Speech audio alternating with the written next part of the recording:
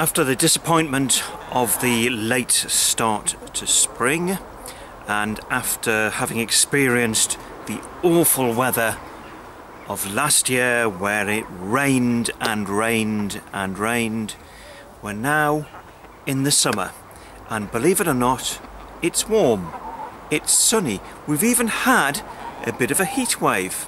So welcome to Self-Sufficient in Suburbia for June and July.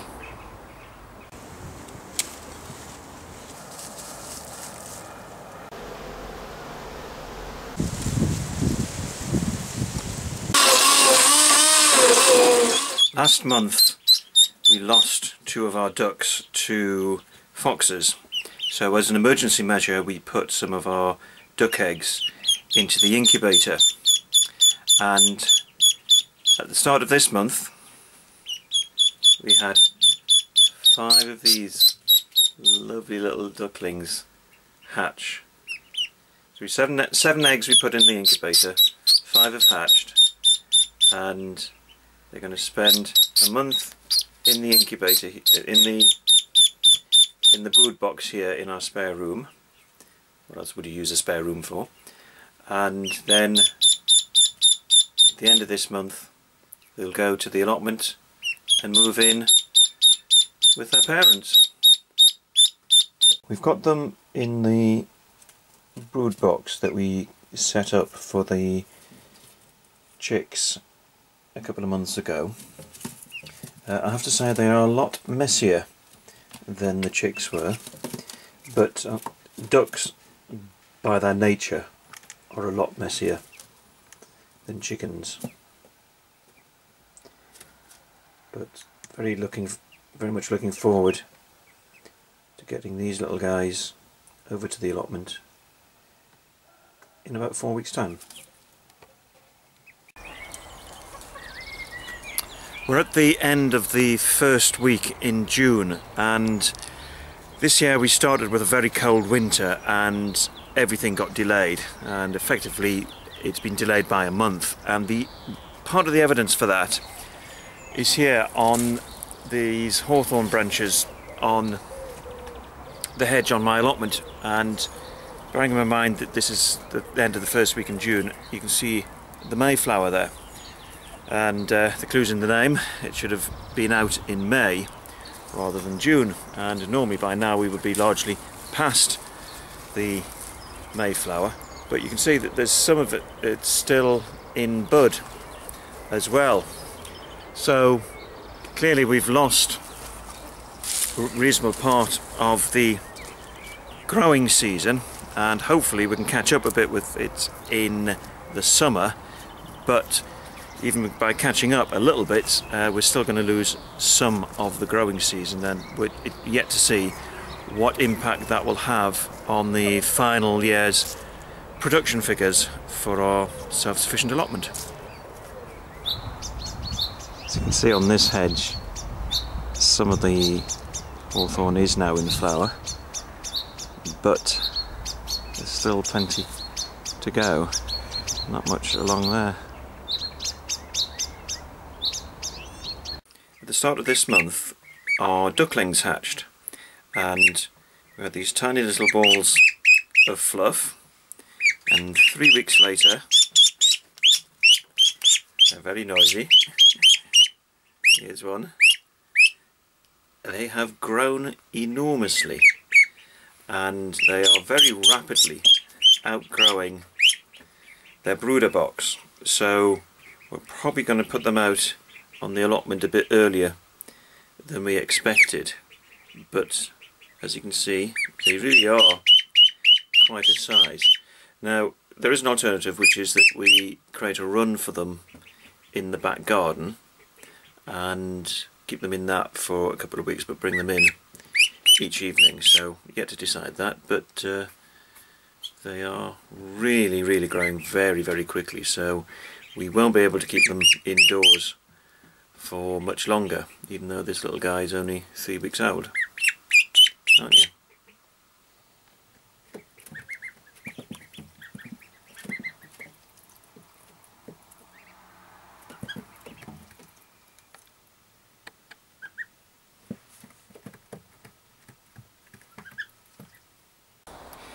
It's now mid-June. Now, last week we were on holiday, so we got back yesterday and we wanted to do a hive check, because before we went on holiday we did a hive check then, and of the 8 hives we were very pleased with 6 of them, and 2 of them we need to keep an eye on. But there's one hive in particular that was doing extremely well. It was one of the hives, one of the swarms that we gathered in last year, and a month or so ago we put on a super on top of it. That's the box where the bees store the honey, and that's what we take off as a honey crop. And just before we went on holiday we checked it, and that super was nearly full. So we simply put another one on top of it. So we want to have a look at how they've got on. So I'm going to get my hood on and we'll get that inspection done.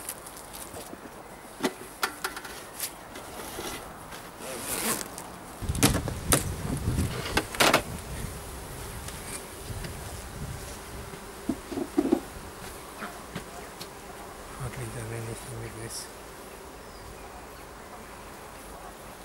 Let's just check that one.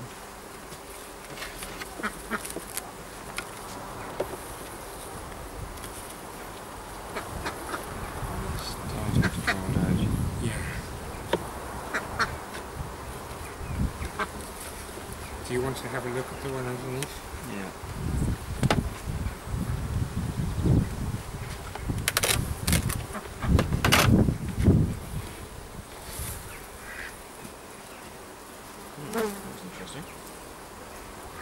So they haven't started to draw it out, they've drawn up to it.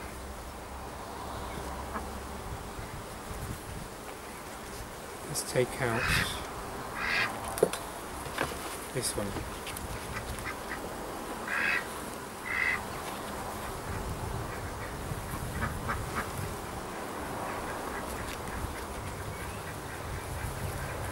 Tiny. I don't think we need to go too much further.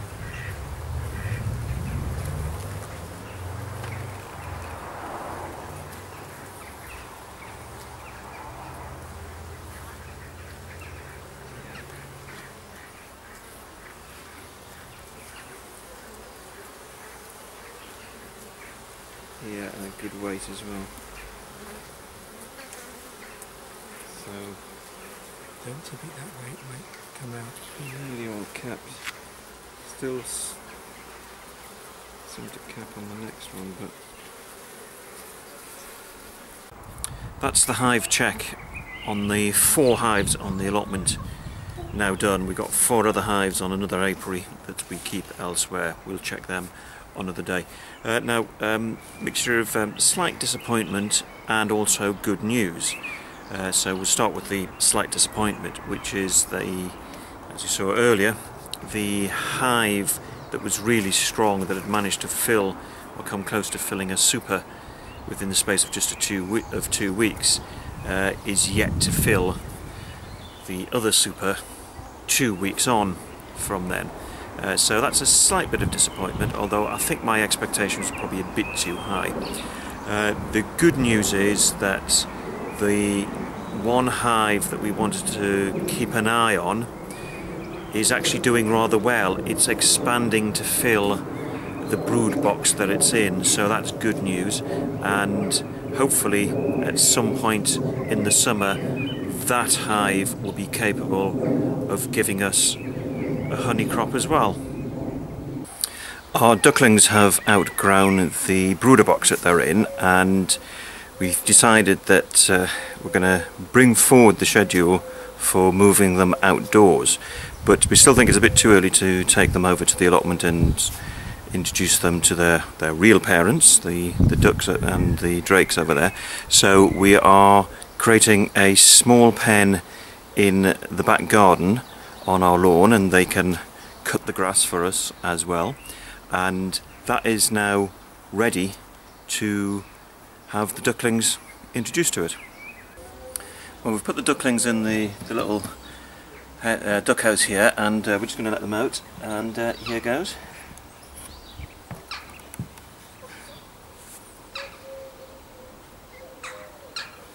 Well, that was impressive.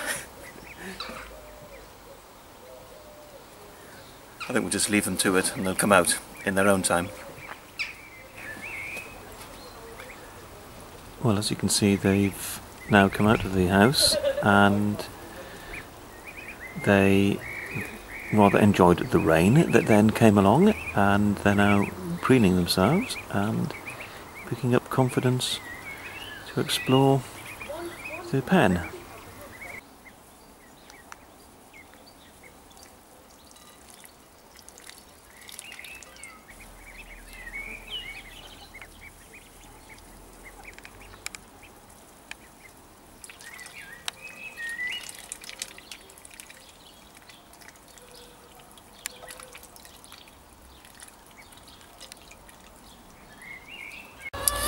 June is typically the bee swarming season. Now, when bees swarm, effectively what it is, it's the hive's way or the colony's way of reproducing. So don't think of a hive as a collection of tens of thousands of bees. Think of it as one organism, and when it swarms, it effectively means it's reproduced. So large part of the colony leaves the hive with the existing queen, forms up as a swarm, and then generally looks for somewhere else to live. And that's when we intervene to capture the swarm and put it into a hive. Now, last year we had lots of swarms because of the very odd weather conditions that we had, but we haven't been free from them this year. A couple of days ago, came onto the allotment and there were 2 swarms. Captured one of them successfully. Unfortunately, one got away. As I was shaking it into a box, it all flew off, and that's a bit of a loss because that's an active queen with a significant part of a colony, and actually worth possibly around about £200. So that all flew off in front of me. But just got back to the allotment now and discovered another swarm. So I'm going to have a go at collecting that now.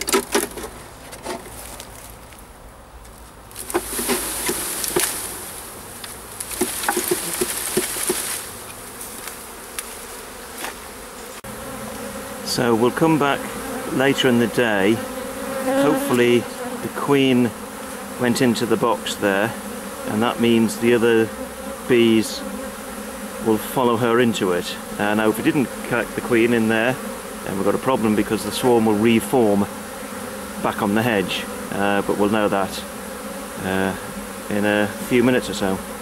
You can see there's on the top of the box there and on the side there's a bit of gauze which is for ventilation, and sorry, I'm getting buzzed by a bee here. Now you can see a lot of the bees are sort of accumulating around that. Now that is a good sign because they can smell the queen and they will want to congregate around her. And on the side of the box, you can't quite see it, but on the right hand side there's a small hole, and again I can see lots of bees congregating around there and they're going in. So hopefully that means the hive, sorry, the colony, and particularly the queen is in, sorry, still getting buzzed by bees here, the queen is in the box, and the other bees will follow her in, and we'll come back in a few hours because by then most of the bees should have gone into the box.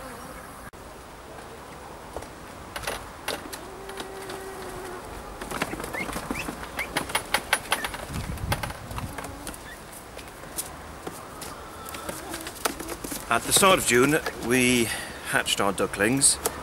We had them in the brooder box for a couple of weeks.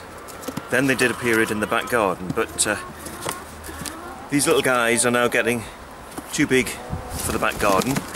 Today they are 28 days old, and I brought them over here to the allotment to release them so they can be with their real parents rather than us acting as foster parents. But I have to say, this is quite a weight now. These little guys have grown at an incredible rate.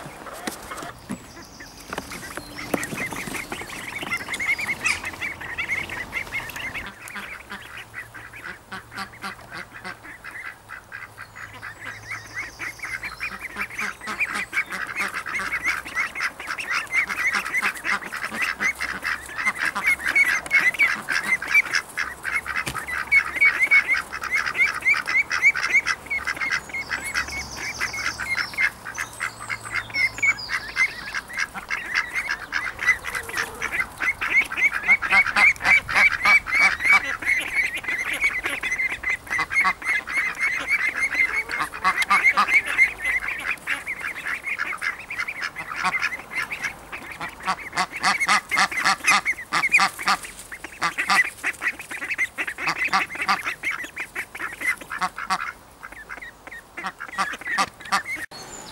that wasn't quite what I was expecting. I was assuming that the ducklings were going to instantly bond with the adult ducks, which is what happened when we first got the ducks last year, because we've got 3 adults and 5 ducklings, and when we introduced them together they all instantly bonded together and couldn't be separated. They went round as a big group, and we were expecting the ducklings to instantly go chasing after the parents and just joining a group with them, but that hasn't happened, so this is going to create an interesting situation as to how we house them. A couple of weeks ago we created this temporary chicken run for our chicks that hatched in March, but we want to introduce them to the flock, and we think they've been in that run for long enough now to get used to the other chickens being around them but not necessarily mixing with them. So today we're going to take down these fencing panels and let the chicks roam freely across the allotment and mix with the other hens.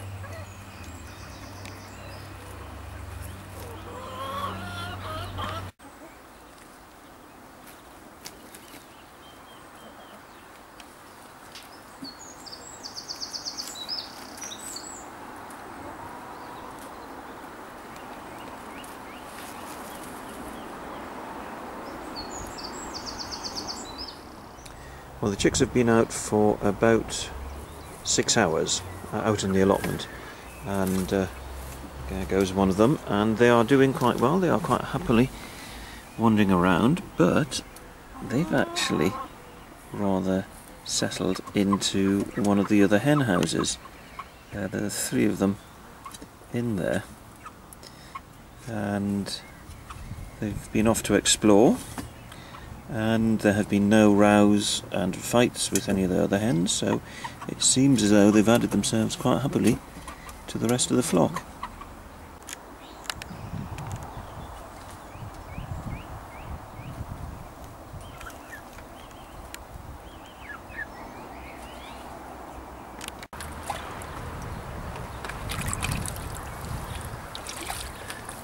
This is the pond that we dug a couple of years ago.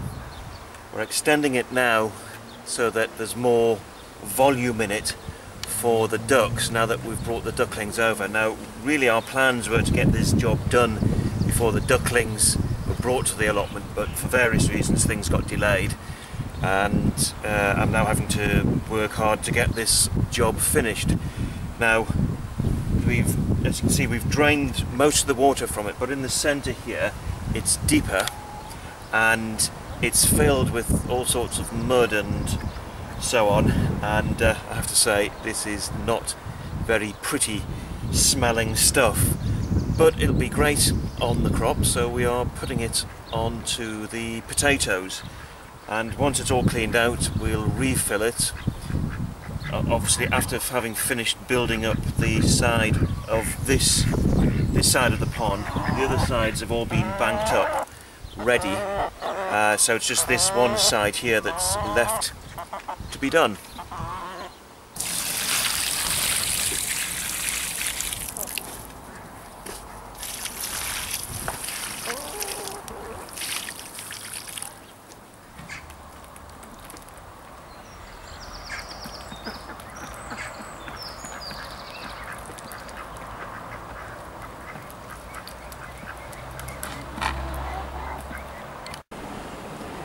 Beehives, as you can see, but the middle one and the one on the left are the 2 new hives that we've set up following the capture of the 2 swarms.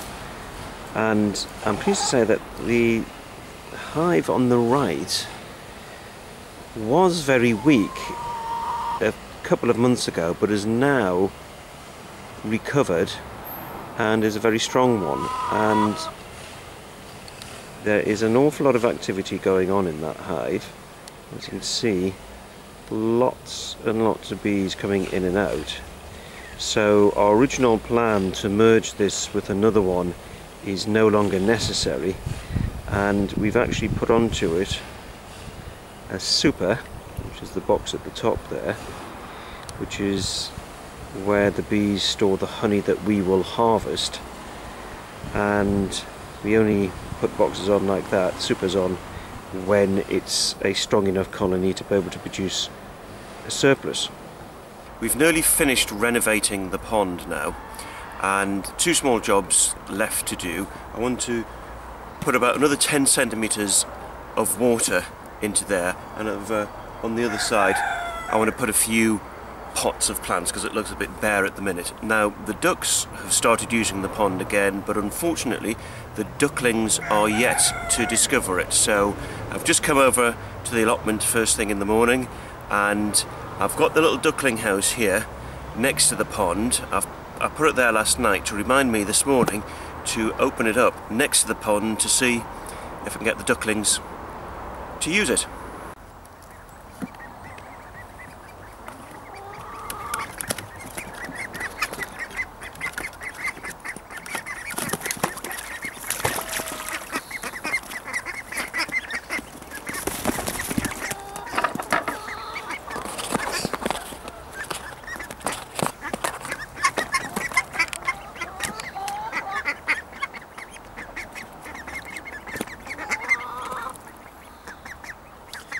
Well, success of sorts. Just wait for the other feed to go in. There they go. We're here in Ardingly. It's the south of England showground, and the reason we're here is because the annual Smallholder and self-sufficiency show is on. So we've come down all the way from Tyneside here to Sussex to visit the show.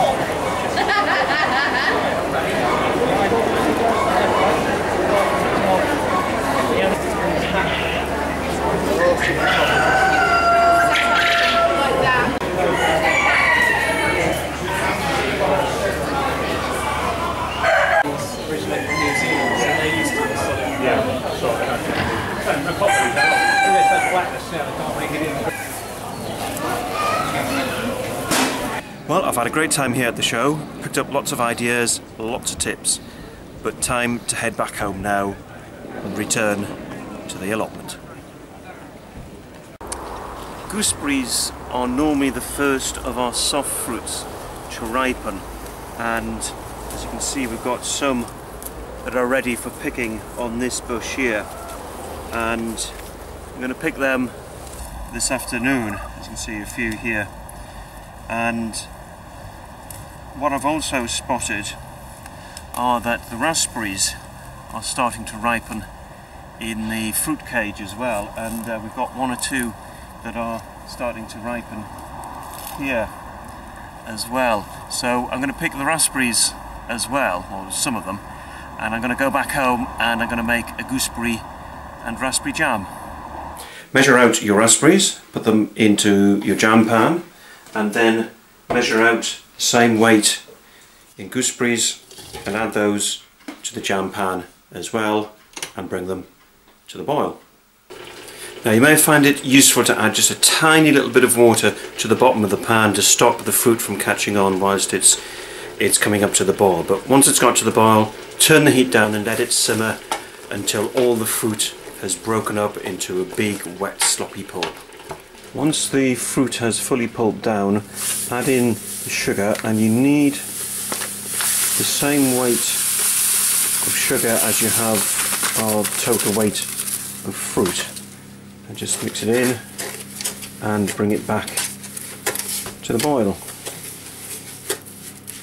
When it's brought back up to the boil and been simmering for a few minutes, you then need to check for the setting point, so we do that by putting a bit on a saucer like that and letting it cool down.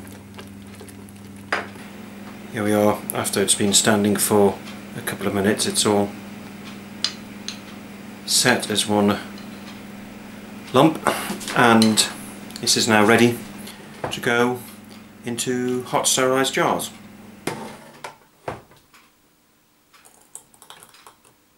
In that recipe we used 1 kilo of fruit in total, and we made 3 jars like that. Now that the jam making is over, of course we've got to do the tidying up, and I wonder who's going to clean up the bits and pieces of equipment that I've used. Well, somebody's got to do it, so it might as well be me. So, yum, yum.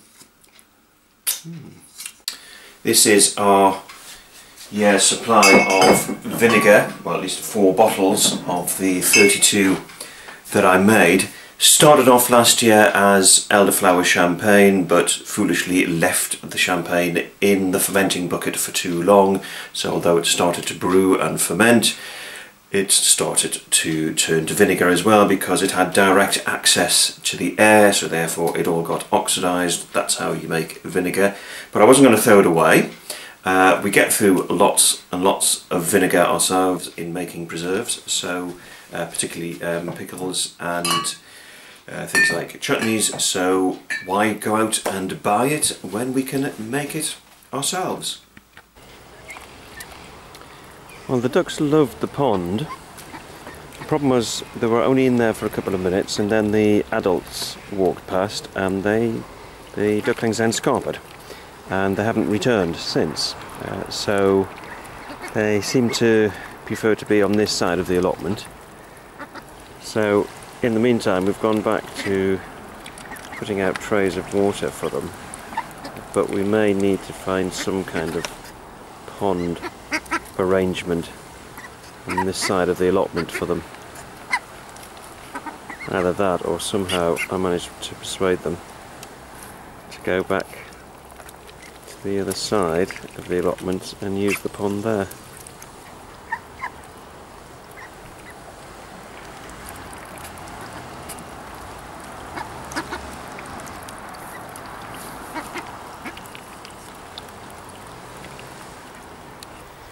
We're now in the middle of July. Now, for the first time ever, I have found elderflower. Here's some elderflower blossoming in the middle of July.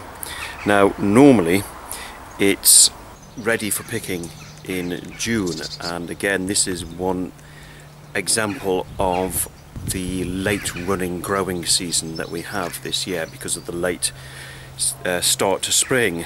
I'm going to get a bag full of this and take it back to the house, and I'm going to use it for making elderflower champagne. Got my elderflower here, which goes straight in. Nice big bag of it. I reckon I got about 25 litres of water in that bucket there, and then the juice of about 20 lemons and the zest from the same lemons as well, and then a few kilos of sugar.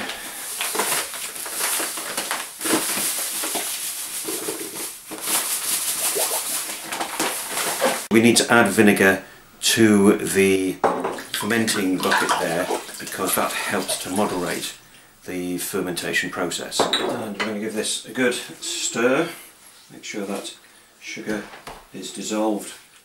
Well, this is the top of the Elderflower champagne bucket, and you can see it's started to ferment, and this is now going to go into the bottles. But first of all, I need to get rid of all the gunk from the top. I've removed all the gunk at the top and tried to get rid of as much as possible using a sieve as well. So this is now ready to go into the bottles, the sterilised bottles. Unfortunately, my funnel is tragically small, so this is going to take quite some time to fill all these bottles. Right, that's 24 bottles of Elderflower champagne that we've got, and you can see that it's bubbling because that it's fermenting, because you can see the odd bubbles, occasional bubbles rising up to the top. So we've got to put the corks in, and these corks have to be heated to soften them up a bit before they go on to the bottles. You need to wire down the corks on the bottles, and on the top of the bottles you can see there's quite a thick rim, and you've got to make sure that your wire cages are below that, because that's effectively what locks all of this into place.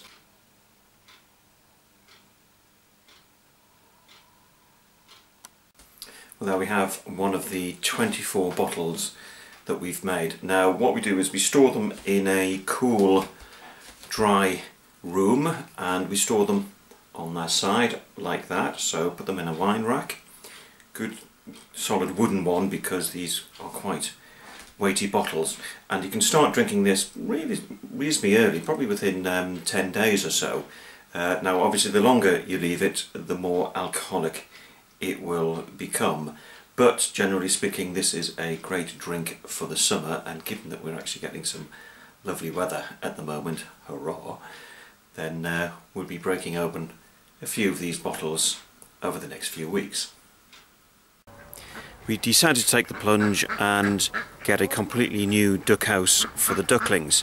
Now the little house that they were in previously was just getting far too small for them, and there was one evening I came over last week, and there was 4 of them inside, but there wasn't room for the 5th one, who was sitting out on the ramp into it. So we knew at that point we had to replace their sleeping accommodation. So we have bought this duck house, and at the minute the hens seem to be taking more of an interest in it, but the ducklings have very much taken to it, and much to my surprise I haven't had to train them over a number of days to go into it. They simply were put inside on the first night, and on the second night they went in of their own accord.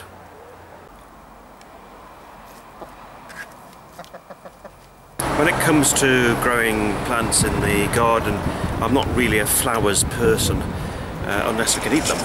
But today I've come down to Wickham Village Centre, which is the next village down from where we live in the northeast. And the reason why I've come here today is because there's a big voluntary effort going on to do lots of planting here in the village centre for the Northumbria in bloom. And I was persuaded to come down and give a hand with helping out, getting the plants in, and I seem to have taken over the operation of making sure that everything is watered.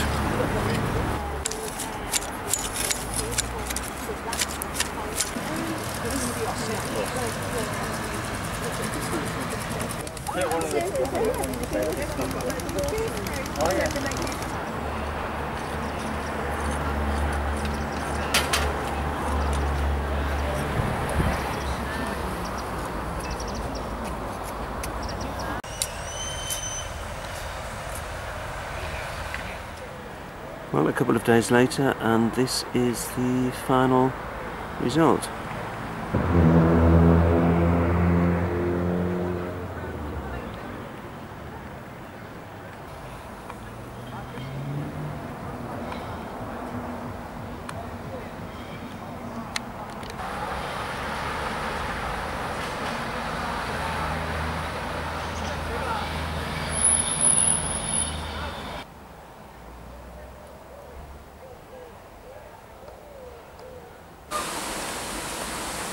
Now, all the hens are out at the moment except one, and my guess is she's going to be, yep, there she is. Now that is our copper black, one of our copper blacks.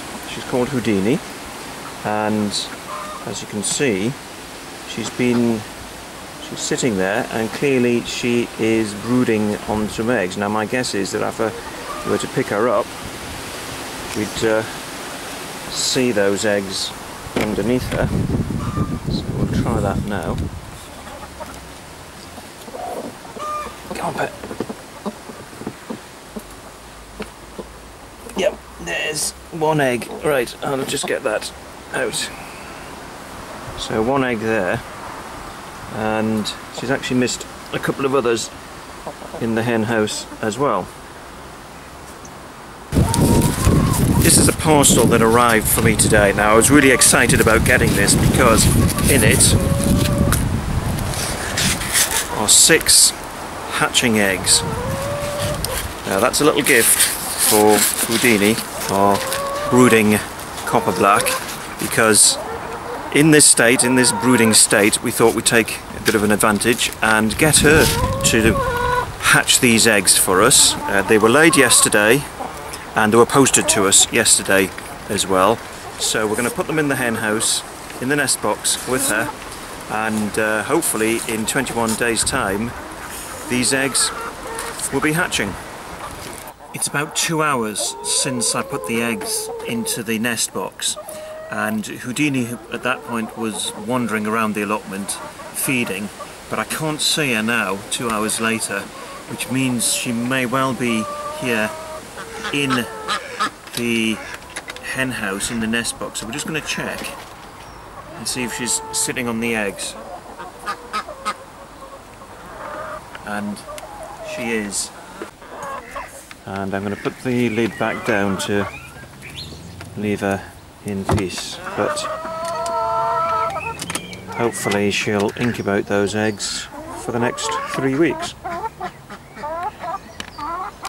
Well, this afternoon I harvested some of our honey from just one of our hives, and here is the super that I took off. I've already taken a couple of the frames out of there. Actually, three of the frames out of there. 2 of them I've already cut up into little tubs, and here is one of the frames I'm just about to chop into pieces to go into these tubs here. Here's one of the ones that I prepared earlier. So I'm now going to get the knife out and start cutting.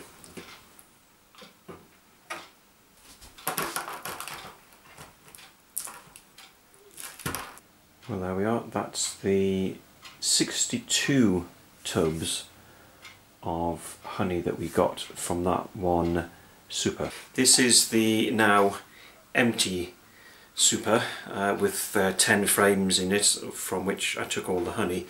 And what I'm going to do is take this back to the allotment now and put it back on the hive, and the bees will clean this lot up.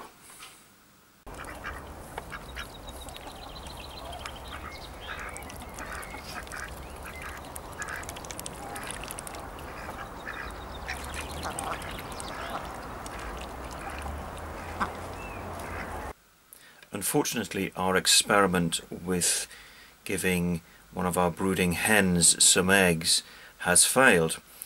We made the mistake of leaving her in the hen house with the eggs. It got a bit too busy 2 of the eggs got broken. We then decided to take her out of the hen house, put her in a little hen house in our back garden with the eggs, and at that point she immediately abandoned the eggs, and in fact the chicken went missing for a day as well, and she only reappeared the next day. So we had to, as an emergency, to put the eggs into the incubator here, and they didn't hatch. Hardly surprising though, given that they spent a bit of time without a hen brooding them. So unfortunately that experiment has failed. We'll try it again in the future, but this time we'll make sure that the hen is separated from the flock immediately into her own run, and therefore not disturbed by the other hens. Well, we're back in the kitchen, and I have with me a bucket of mint. Now, I was talking to somebody yesterday who told me that she'd managed to accidentally kill off all her mint. We have the opposite problem, which is that we have an abundance of mint on my dad's allotment, which is, it's taken over the corner of the allotment and it keeps spreading out from there, so we're constantly pulling it out. And I said to this lady, if there were ever a nuclear war, 2 things would survive. One is cockroaches, and the second thing is the mint. So I really don't know what she did to manage to kill off her mint. Nevertheless, we have all this mint here, and what we're going to do today is use it to make some mint jelly. And to make the mint jelly, obviously you need mint, but you need something to set it, and we're going to be using these little windfall apples. Now, these apples are actually eating apples, but they are far too small to eat because the apple crop isn't due for a couple of months yet, so these were just windfall ones that she picked up off the ground. We could feed them to the livestock, but actually it's better, I think, to feed these ones to use these ones in making mint jelly. So into your pan put your apples, and then a really good helping of mint, and then make sure it's all covered with water. Then put the pan on the cooker and bring it to the boil. This has now been simmering for about 3 hours, so it's now ready to be strained.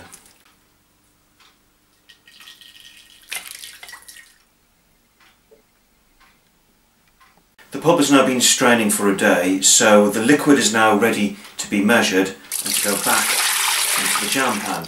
As an optional extra, chop up a load of mint leaves and add that to the pan as well. Once it's come up to the boil, add 1 kilo of sugar for every litre of liquid. Now, the sugar will cool down the liquid a bit, but you need to reheat it so that it comes back to the boiling point. When it's come back up to heat, put it on a rolling boil until it's reached its setting point. Now, to check for the setting point, what you do is you put a dollop on a saucer like that, and if it forms a skin, then you know it's ready to go into hot sterilised jars. So we have one of the 5 jars that I've made, and there was not enough to go into a jar, so it went into a bowl, and as you can see, this is already forming quite a thick skin on there.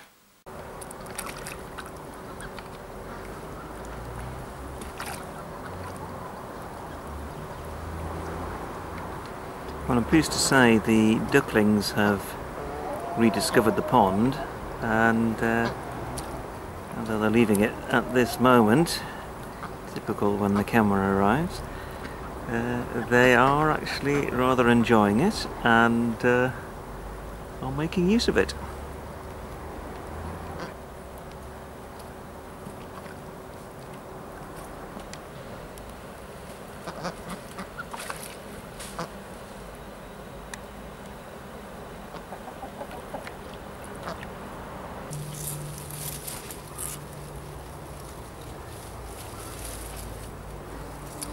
Just picking the raspberry crop, which is now beginning to ripen, and it looks like it's going to be a good crop as well. So there's going to be lots of jam making coming up now.